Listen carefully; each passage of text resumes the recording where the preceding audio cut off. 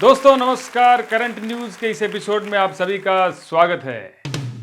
दोस्तों फाइनली मोदी जी मणिपुर पहुंच गए हैं। वैसे आनी तो वहां से मोदी जी की माफी थी, लेकिन आई भाई ये तस्वीर। दोस्तों ऐसी मोदी जी की तस्वीरें देखना हमारे लिए कोई नई बात नहीं है। मतलब मुझे तो अब लगने लगा है कि मोदी जी अगर 2 घंटे बैठ भी जाएं कहीं तो कैमरे वाले आते हैं कि सर एक बार बस थोड़ा सा चल दीजिए, ऐसी फोटो लेनी है, मजा आ जाएगा। आदत केवल हमें फोटो की ही नहीं पड़ी भाई, आदत हमें अब लगता है कि भाषणों की भी पड़ गई है। अब देखिए मणिपुर में जाने के बाद में मोदी जी ने मणिपुर नाम के साथ खेल गए। मोदी जी ने कहा, और मणिपुर के तो नाम में ही मणि है। अरे मोदी जी नाम के साथ इतना मत खेलिए, हर जगह नाम से खेलना अच्छा नहीं होता। अब कल को कहीं आपका नागालैंड का दौरा हो जाए। दोस्तों मणिपुर के लोग आपस की लड़ाई में पिछले कुछ सालों से जूझ रहे थे, लेकिन मोदी जी कभी नहीं गए। अब जब मोदी जी गए हैं तो मणिपुर वाले कह रहे हैं हमें चाहिए ही नहीं मोदी जी। मणिपुर के आने के कोई नहीं है। आज तो मणिपुर के पास में मैं बहुत हूँ। क्यों अब अभी तक आने की क्या जरूरत है? लोग विरोध करते रहे और मोदी जी ने जाकर के इतने साल के बाद कहा, और मैं आज आपको वादा करता हूं, मैं आपके साथ हूं। चलिए जैसा भी है, कुछ सालों के बाद ही सही मोदी जी को मणिपुर की याद तो आई। इधर कांग्रेस के नेताओं ने मोदी की मां की एआई से वीडियो बना के वायरल कर दी। बीजेपी के समर्थक इससे नाराज हो गए। उन्होंने कहा कि मां का ऐसे यूज करना, ऐसे मां का इस्तेमाल करना बहुत गलत है। हाँ वैसे कर सकते हैं जैसे मोदी जी ने किया।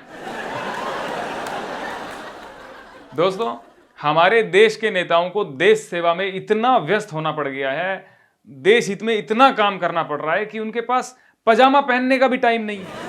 अब ये देखिए वीडियो। भाटिया मेरे साथ है, भारतीय जनता पार्टी के। मेरे साथ आज की इस चर्चा में शिवरास्त्रा हैं, मेरे साथ पप्पू यादव हैं। दोस्तों ये गौरव भाटिया जी थे, बीजेपी के हैं, पहले कहीं और थे। इन्होंने जो चीज नहीं दिखानी थी वो ढकने में थोड़ी देरी कर दी। ढक तो दिया था। वैसे इस छोटे से किस्से से आप पूरे देश की तस्वीर इसी किस्से में देख सकते हैं। नेताओं को जो चीज दिखानी होती है वो वही दिखाते हैं। उसके अलावा चाहे गरीबी हो चाहे कचरा हो, जो नहीं दिखाना उसे भाई रातों रात ढक दिया जाता है कि नहीं। चलिए बढ़ते हैं अगली खबर की ओर। दोस्तों आईफोन 17 लॉन्च हो चुका है और मुझे लगता है कि इस बार पूरा भारत को ही डेडिकेट कर दिया है उन्होंने। अब देखिए 17 प्रो, मोदी जी अब कह भी सकते हैं कि भाइयों बहनों, क्या अब से पहले भगवा कलर का आईफोन देखा था क्या? ये हमने कारनामा किया। हालांकि भक्त लोग इससे बहुत खुश हो गए हैं कि भगवा आईफोन आ गया है, लेकिन वो लेंगे तो है नहीं, क्योंकि गालियां लिखने के लिए भाई आईफोन की तो उनको आवश्यकता है नहीं, लिखनी तो उन्होंने गालियां ही हैं। दोस्तों एप्पल ने इस बार जो एयरपोर्ट्स लॉन्च किए हैं उनमें एक खास फीचर है, वो है लाइव ट्रांसलेशन। और ये भी मुझे लगता है कि भारत को ही डेडिकेट किया है उन्होंने, और स्पेशली किया है मोदी जी को। अब मोदी जी ईयरफोन लगा करके पुतिन और जिनपिंग के पास जाएंगे तो उनकी बात पर सिर्फ हंसेंगे ही नहीं, बल्कि ये भी समझ पाएंगे कि भाई ये गाली दे रहे हैं कि बात कर रहे हैं।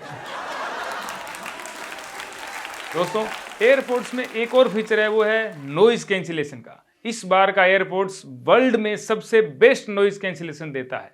हालांकि इसकी जरूरत हमारे देश के नेताओं को है ही नहीं, क्योंकि उनको वैसे ही जब हम कोई कमियां बताते हैं, जब कोई काम बताते हैं, जब हमारी समस्याएं बताते हैं, तो ऑटोमेटिकली उनके कानों में नॉइज कैंसिलेशन लगा हुआ है। हम उनके लिए शांत हो जाते हैं, एकदम उनको कुछ सुनाई नहीं देता है। फिर भी किसी नेता को अगर लोग अपनी कमियां बता रहे हों, समस्याएं बता रहे हों, तो उस नेताजी के पास अब एक ऑप्शन रहेगा, world's best noise cancellation earphone. सब अच्छा है, सब चंगा सी। मोदी जी का जन्मदिन भाई नज़दीक है, 17 सितंबर को मोदी जी का जन्मदिन है और 75 साल के होने वाले हैं।